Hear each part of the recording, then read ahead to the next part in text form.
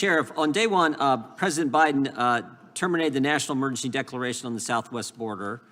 Number two, on day one, he halted construction of the border wall. Number three, on day one, he revoked President Trump's immigration enforcement priorities. Number four, on day one, he paused deportations. And number five, he moved to terminate the asylum cooperative agreements with Northern Triangle countries. And number six, he suspended enrollments in the Remain in Mexico program.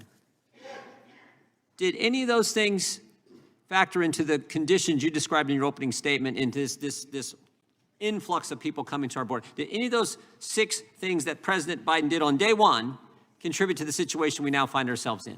Mr. Chairman, it did, and that's all of it. Every single one?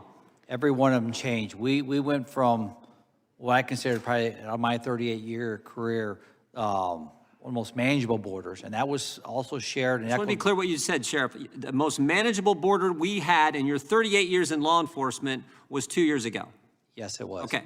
And then on day one, President Biden terminates the national emergency declaration on the southwest border. And that's contributed to the problem we now have, right?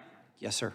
And he halted construction on the wall. Is that contributing to the problem we now have? Yes, my border's frozen in time in my county. Yep. And he revoked President Trump's immigration enforcement priorities. Does that contribute to the problem we now see? It has. Including the fentanyl getting to communities and harming people like Mr. Dunn's son. Yes. Not harming, taking his life. He paused deportations. Is that hurting? This is what Mr. Roy was just talking about. It's all a collective message that the border is open. Terminated the asylum cooperative agreements and suspended enrollments in the Remain in Mexico program. That's contributing to the situation we now have. Yes. All right, so this idea that if we just give more agents, build more wall, put in the roads, more drones, more border security, which I'm all for, that's going to solve. That is not going to solve it until you go back to these policies. Is that right?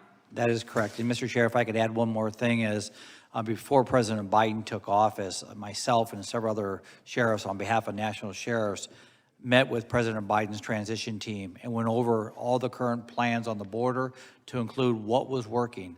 I was told by his transition team, Sheriff, we appreciate all you're doing. They were very optimistic that things were doing well on the border.